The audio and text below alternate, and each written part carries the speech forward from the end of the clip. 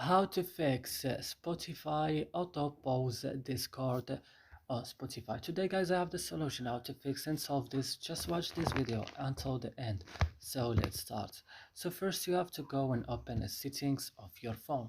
Then when it's opening, just you will go directly to apps or applications, and then you have to go to search for Spotify. And when you found Spotify guys, just open it like this, and you have to go directly to storage.